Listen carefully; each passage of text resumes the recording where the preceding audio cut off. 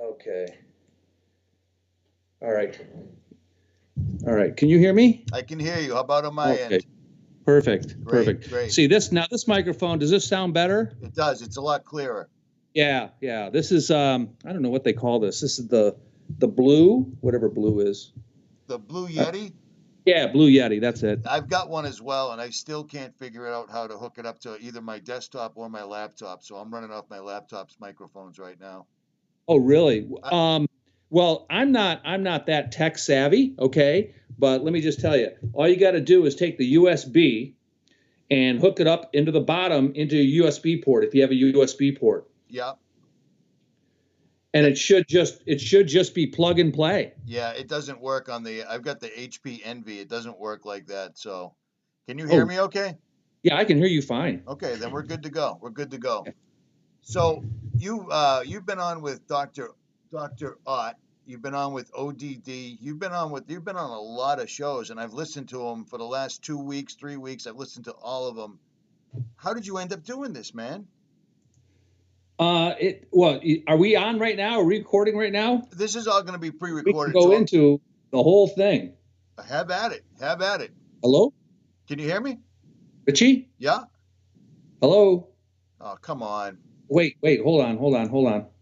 Wait a minute. Are you there? All right, well, let's discuss that. First of all, going back to the history of the Christian church, of course, the salvation is by the grace of God through faith in Jesus Christ. Early on in the development of the Christian church, the Christians were preaching the gospel, okay? And many were being saved. Many Jews were being saved. That became a problem for the leadership, the Jewish leadership.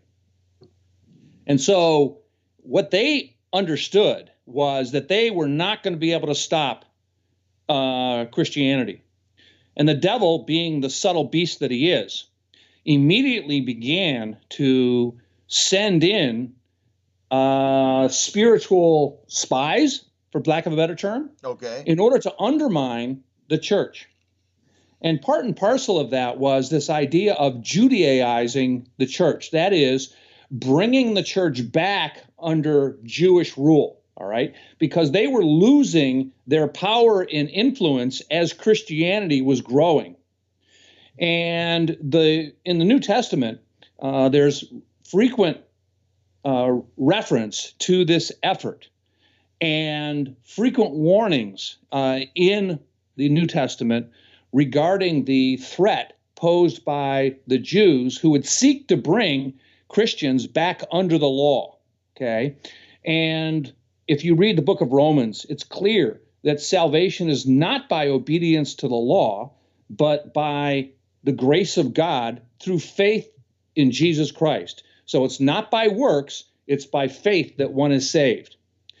And ultimately, what happened was the true Christian church recognized this effort, and because they had the unction of the Holy Spirit, they weren't beguiled by the tricks of trying to Judaize the church.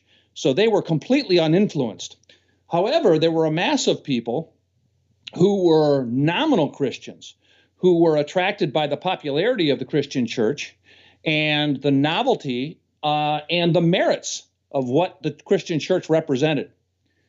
And so as the persecution died down, what happened was there were factions of the Christian church which developed into this Jewish sort of Christianity. And this Jewish Christianity ultimately developed into what we now know today as the Roman Catholic Church. And the Roman Catholic Church is essentially Judaism for Gentiles. All right? And if you understand the nature of Judaism, when the Jews were freed from their Babylonian captivity, they brought with them the witchcraft that they learned from the Babylonians.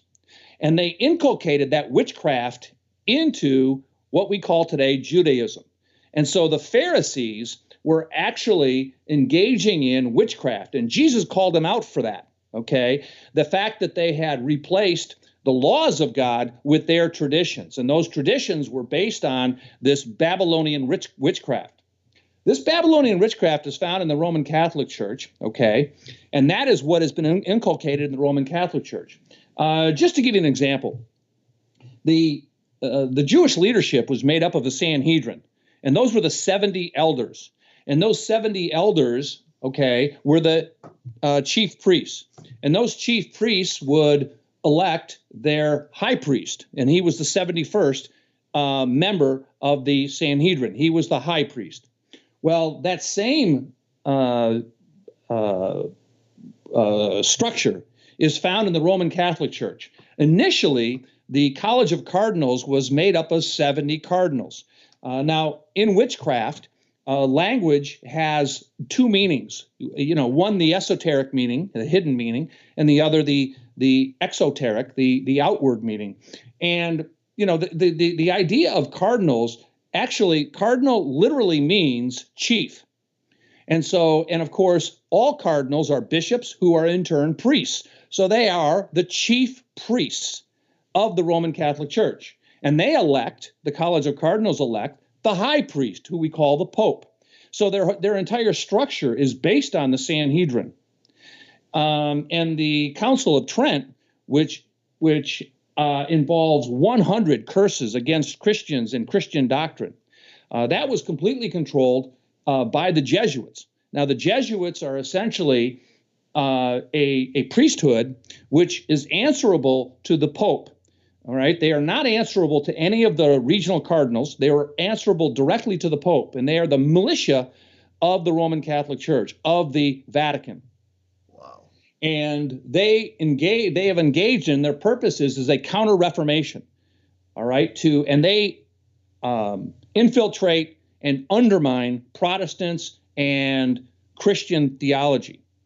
So they were in control of the Council of Trent, and what you have to understand about the Jesuits is Ignatius of Loyola was a Marrano Jew, okay? And it's not generally known, and when somebody is Jewish and they conceal their Judaism, they typically call that, the term used is a crypto-Jew. Like John Kerry, for instance.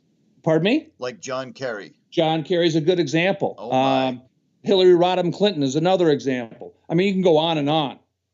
And so what they do is they try to conceal their Judaism, all right, so as to so that people don't understand who their masters are, what their real strategy, what their real purpose. They're part of a conspiracy against God and man. And so the Jesuits are a crypto-Jewish organization, and they basically control the Roman Catholic Church. And in fact, the present Pope, it happens to be a Jesuit. And the Jesuits are answerable to the Pope and the Jesuit general. But if you look at the doctrines of the Jesuit, they actually hold the Jesuit general in higher esteem and higher authority over the Pope. And the Jesuit general is typically, they refer to him as the Black Pope. Whereas the pontiff, the Roman pontiff, is viewed as the white pope. But their allegiance, their true allegiance, is to the Jesuit general. Now, the Jesuits were suppressed late in about around 1773. They were suppressed by the Vatican because of the pressure put on them by the monarchies of Europe. Because the Jesuits were in their efforts in counter-reformation, they were actually undermining the very governments of Europe. And so the lobby, the political lobby, made their feelings known to the Pope, and the Pope's hand politically was forced and reluctantly suppressed the Jesuits. The Jesuits then went on a rampage once they were suppressed by the Pope. And you've heard the term Illuminati. The Illuminati organization was actually sprung up, and they were made up primarily of Jesuits. And they gave rise to the French Revolution, all right? And they attacked the Roman Catholic interests, and the French Revolution was basically an attack on monarchies and all religions. Their suppression was lifted about 50 years later, and since then they've regained much of their authority. But they're very much subversive. They've been kicked out of many countries for engaging in subversive revolutions. The theology, now understand this, that everything in life is religious. So this idea that any organization or anything you do can be secular is a myth, okay? So the idea that there's a secular government, that's a myth. Communist government, which basically believes there is no God, and then people think that's completely secular. No, their God is Satan, all right? And communism is essentially Judaism that has been brought to political power. So if you want to know what the future looks like with Jewish authority and Jewish hegemony, simply look at these communist countries like China and Russia, okay? And look at what happens when, for instance, the Bolshevik Revolution, when the communists took power, okay? That's what you're looking at. And when you're looking at communism, you're essentially looking at also Roman Catholicism, because Roman Catholicism is also very socialist and very communist if you look at their political theology, their political stance. So they're very closely aligned with the communist movement. And when you look at the political statements made by the Roman Catholic Church, they are very much socialist. So your rights are based on your affiliation with a group. Whereas in the United States is based on the Christian and Protestant view that we are made in God's image and have individual liberties as an individual. Well, the communist view is your rights are based on your membership in a group. And of course, they're trying to turn this country into a socialist communist country. And you'll notice that that's the movement. Everybody's rights are based on their affiliation with a group. Either you're black, you're white, you're male, female, sodomite. They break people down into groups and give them special privileges from the government based on that membership in that group, rather than everybody is made in God's image. Everybody has God-given rights, which flow from God. They're not privileges that flow from the government. See. Let me ask you. What? All right, I had this question. I've read several of your books already. I've read Enemies Foreign and Domestic and Babylon the Great, and I just got The Greatest Lie on Earth. I've already got a good idea what it's involved in, but I'm going to guess. What's your opinions on the Protocols of the Elder Zion? Well, they asked that very same question of Henry Ford. Okay. And the argument that people make against that is that they are forgeries. Well, first of all, Henry Ford said, all I know is what they say is coming to fruition before our very eyes. And so whatever you make of them, they are predictive of the future. Okay. And if you look at the history of the Protocols of Zion and how they came to light, it seems that they are in fact legitimate. And by the way, when they call them forgeries, that doesn't simply mean that they're not true. It simply means that that document was forged from another document. Right. Okay. Right. So they're very clever in the way they deny the legitimacy of the protocols. Okay. But I go into that in some detail as to how they came to fruition, how Professor Neelis from Russia brought them to light in his book, and how he was subsequently persecuted for having done that. I mean, if they weren't legitimate, then why did the Bolsheviks, who then became the International Communists, why did they then sentence him to prison and based on his publication of the protocols? And they stated that they did that because of the damage he did to their movement, to the International Communist Movement, okay, which basically is laid out in the Protocols of Zion. So, yeah, their response, the Jewish response to it is sort of the imprimatur of legitimacy to the protocols. Right. It seems like if there was nothing to it, they wouldn't have anything to say about it. They'd simply debunk it and walk away. But The very first protocol number 1, the 3rd verse here, I don't want to make it sound like it's a biblical book or anything like that, but it says, it must be noted that men with bad instincts are more in number than the good, and therefore the best result in governing them are attained by violence and terrorization. If you don't see that happening, I mean, ever since 9/11 and even before, I don't know what to tell you. Because when Henry Ford said that this was all coming to pass, well, Henry Ford was a few years ago, as far as I'm concerned, and I'm seeing it all coming to fruition right now. Am I wrong? Sure. Yeah, no, you're absolutely right. And that statement in the protocols is basically a true statement. It's a realization of the facts that under which we live. I mean, the majority of people can be led into violence, can be led into sin, and the devil knows that. And see, understand this. That is the way in which you control the populace. See, if you can degenerate the population into violence, all right, whether it be sexual violence, whether it be other kinds of assault, whether it be theft, any kind of sin, if you can degenerate the population so that they don't control their own behavior any longer, they do whatever they feel is best for themselves, regardless of the effect it has on anybody else, all right, then somebody has to step in to protect the innocent. Somebody has to step in to protect the victim. Somebody has to step in to see that justice is done. And that's where the government comes in. And so you see, when a society degenerates, then you have more government authority stepping in to keep order. See, they love chaos because in response to the chaos, the government must bring order. And that's part of the methodology, behind bringing about tyranny. See, that's the steps. Those are the steps towards tyranny. If a person is not governed, if their behavior is not governed internally, then something external, there has to be something external that governs their behavior, and that's the government. Okay, and so ultimately, their method is an all-powerful government. That's why they want people degenerated into violence, because then there's a clamor for more laws. Okay, more police protection, less liberty. See, and you can see that.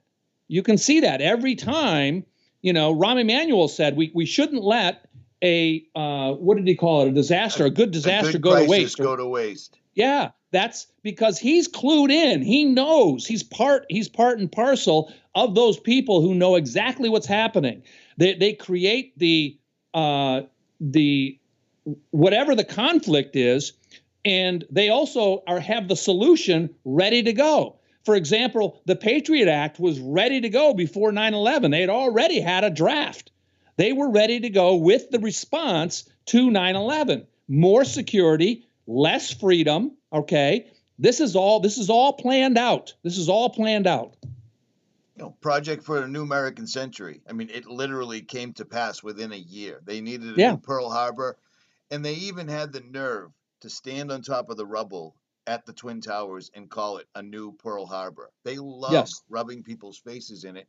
And when you show them, when you have the courage to show them the facts that don't line up, or show them the evidence that points the finger in the right direction, you're quickly and efficiently labeled an anti-Semite. I mean, right off the bat, it's unbelievable.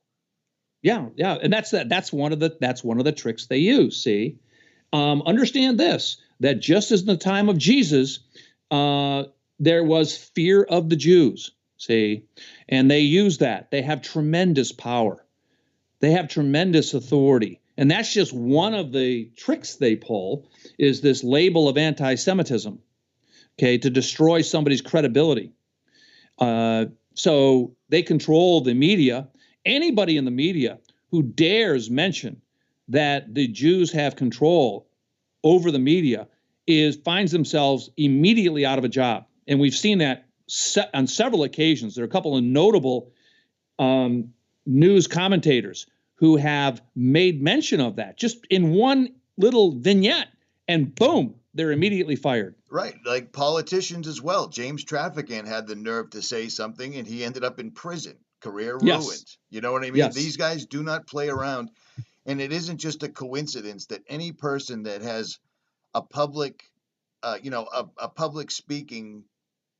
Anyone that has the nerve to come out and say anything, something befalls them quickly. They don't wait very long, and no one seems to notice the pattern. You know what I'm saying? Right. Yeah, I've been looking at all the reviews and so forth and so on, and boy, they love to attack you, man. It's amazing. So, were you ready for that when you came into this? Oh yeah, yeah. You know you're over the target when you catch a lot of flack. Oh, without a doubt, without a doubt, without a doubt. So, in the real truth community, I'm seeing that you're getting plenty of 5 stars. People are supporting you, and your message is solid, man. It absolutely is. Um, how did you find your way from your